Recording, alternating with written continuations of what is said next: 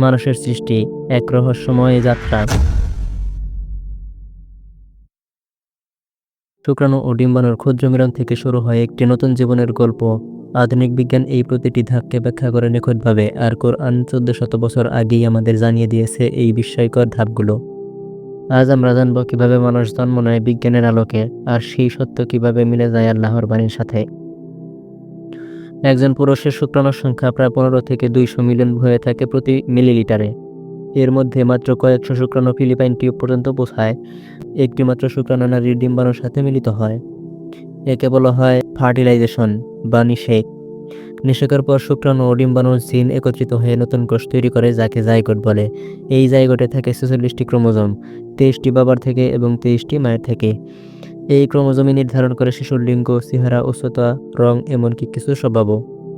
Zygote দ্রুত বিভাজিত হয়ে থাকে। কয়েকদিন পর এটি একটি ছোট্ট কোষগুচ্ছ তৈরি করে, যাকে বলে ব্লাস্টোসিস্ট, যেটি গিয়ে মায়ের জরায়ুর দেয়ালে লেগে যায়। ইমপ্ল্যান্টেশনের পর ভ্রূণ গঠন শুরু হয়। প্রায় 3 সপ্তাহ থেকে হৃৎপিণ্ডের স্পন্দন শুরু হয়।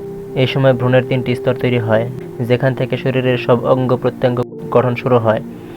4র্থ সপ্তাহে মস্তিষ্ক, স্নায়ুতন্ত্র, হৃৎপিণ্ডের গঠন শুরু। 8ম সপ্তাহে হাত, পা, চোখ, কান, মুখ ইত্যাদি চিহ্নিত হয়। এই সময় ভ্রূণকে বলা হয় ফেটাস বা ভ্রূণ থেকে ভ্রূণজাত। 12 সপ্তাহে শিশুর মুখের অবয়ব স্পষ্ট হয়। 16 সপ্তাহে মা শিশুর নড়াচড়া অনুভব করতে পারেন। 20 সপ্তাহে শিশুর লোম, নখ, চুল গঠন শুরু হয়। 24 থেকে 26 সপ্তাহে শিশুর ফুসফুস আংশিকভাবে তৈরি হয়। গর্ভকাল সাধারণত 38 থেকে 40 সপ্তাহ। শেষ সময়ে শিশুর মস্তিষ্ক দ্রুত বৃদ্ধি পায়, ফুসফুস সম্পূর্ণ গঠন হয়। জন্মের সময় জরায়ুর সংকোচন শুরু হয় এবং শিশুটি জন্ম নেয়। মূল বৈজ্ঞানিক সত্য: মানুষ জন্ম নেয় শুক্রাণু ও ডিম্বাণুর মিলনে। প্রতিটি মানুষের জেনেটিক বৈশিষ্ট্য নির্ধারিত হয় ডিএনএ ও ক্রোমোজোমের সমন্বয়ে। গর্ভাবস্থায় প্রতিটি ধাপে ভ্রূণ একটি নিখুঁতভাবে পরিকল্পিত ধাপে ধাপে বেড়ে ওঠে। গড়ে 9 মাস লাগে একটি পূর্ণাঙ্গ শিশুর জন্ম হতে। আর এই ধাপগুলো আল্লাহ তাআলা 1400 বছর আগে কোরআনে আমাদের জানিয়ে দিয়েছেন। আল্লাহ তাআলা বলেন, তিনি সেই সত্তা যিনি সবকিছু সুন্দরভাবে সৃষ্টি করেছেন এবং মানুষকে সৃষ্টি শুরু করেছেন মাটি থেকে। সূরা সাজদা আয়াত 7।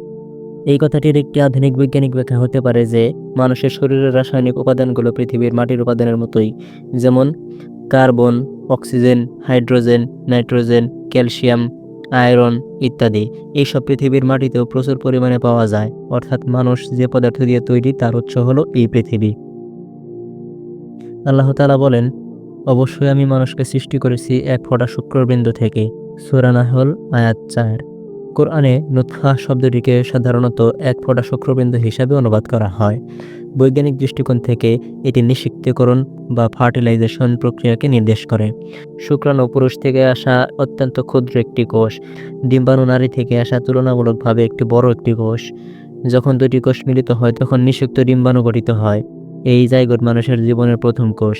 এই নিষিক্তকরণের পুরো প্রক্রিয়াটি নতুন জীবনের সূচনা করে। আল্লাহ তাআলা বলেন, তারপর আমি নুতফাহকে করেছি আলাকা, আর আলাকাকে করেছি মুদগাহ। সূরা মুমিনুন আয়াত 14। কোরআনের আলাকা শব্দটির অর্থ হলো যা ঝুলে থাকা বা রক্তপিণ্ড সদৃশ। ভ্রূণবিদ্যার ভাষায় এই ধাপটি রোপণ এবং প্রাথমিক ভ্রূণের গঠনের সাথে সম্পর্কিত।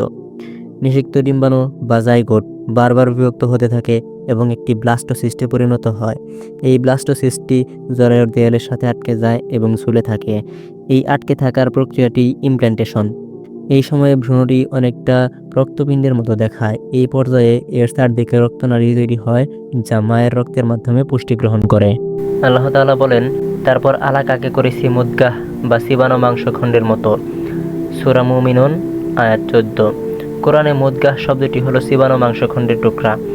এটি ভ্রূণের একটি নির্দিষ্ট ধাপকে নির্দেশ করে। এই পর্যায়ে গর্ভাবস্থায় 4র্থ সপ্তাহের শেষের দিকে ভ্রূণের পৃষ্ঠে খাঁজ বা দাগের মতো কিছু গঠন তৈরি হয়, যা অনেকটা দাঁত দিয়ে চিবানোর ফলে মাংসের টুকরা যে দাগ হয় তার মতো দেখতে।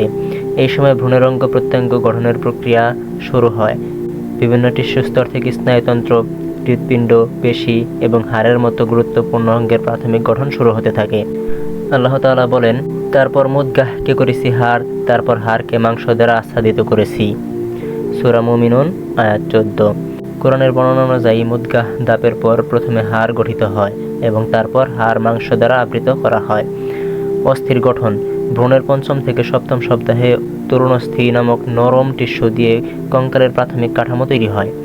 এর পরপরই এই তরুণাস্থিগুলো ধীরে ধীরে ক্যালসিয়াম ফসফেট জমা করে শক্ত হাড়ে রূপান্তরিত হয়। এই প্রক্রিয়াকে অস্থি গঠন বা অসিফিকেশন বলা হয়। হাড় গঠনের পরপরই এই কাঠামোকে ঘিরে পেশি এবং মাংসপেশি টিস্যু তৈরি হতে শুরু করে। আল্লাহ তাআলা বলেন, তারপর আমি তাকে এক নতুন সৃষ্টিতে পরিণত করলাম। অতএব বরকতময় আল্লাহ, যিনি শ্রেষ্ঠ স্রষ্টা। সূরা মুমিনুন আয়াত 14। কোরআনের এই বর্ণনাটি ভ্রূণের পরিপূর্ণতা লাভের চূড়ান্ত পর্যায়কে নির্দেশ করে। এই ধাপে ভ্রূণটি আর শুধু অঙ্গ প্রত্যঙ্গের একটি সমষ্টি থাকে না, বরং একটি পূর্ণাঙ্গ মানুষে পরিণত হয়। এই সময়ে সকল গুরুত্বপূর্ণ অঙ্গ প্রত্যঙ্গ কার্যকরী হয়ে ওঠে, স্নায়ুতন্ত্র উন্নত হয় এবং ভ্রূণের মধ্যে প্রাণ সঞ্চার হয়। আল্লাহ তাআলা বলেন, তিনি তোমাদের সৃষ্টি করেছেন প্রথমে মাটি থেকে, তারপর নুতফা থেকে, তারপর আলাকা থেকে, তারপর তিনি তোমাদের বের করেন শিশু হিসাবে এবং তিনি তোমাদের নির্দিষ্ট মেয়াদ পর্যন্ত রাখেন মাতৃগর্ভে। সূরা গাফির আয়াত 67।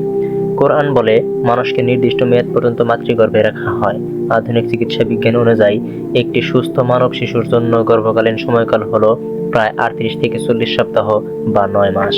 এই নির্দিষ্ট সময়কাল শিশুকে মাতৃগর্ভে সুরক্ষিত পরিবেশে বেড়ে ওঠার সুযোগ দেয়, যেখানে তার সকল অঙ্গ প্রত্যঙ্গ সঠিকভাবে বিকশিত হতে পারে এবং সে বাইরের পরিবেশের জন্য প্রস্তুত হতে পারে। মানুষের সৃষ্টি শুধু একটি জৈবিক প্রক্রিয়া নয়, বরং এটি আল্লাহর এক মহানিদর্শন। শুক্রবিন্দুর ক্ষুদ্র ফোঁটা থেকে শুরু করে পূর্ণাঙ্গ মানুষ হয়ে জন্ম নেওয়া পর্যন্ত প্রতিটি ধাপেই আল্লাহর কুদরতের সাক্ষ্য। আধুনিক বিজ্ঞান প্রতিটি ধাপ ব্যাখ্যা করে, আর কোরআন সেই ধাপগুলো শতাব্দী আগে আমাদের সামনে তুলে ধরেছে। তাহলে কি প্রমাণ নয় যে আল্লাহই সেরা স্রষ্টা? তাবারাকাল্লাহু আহসানুল খালিকিন।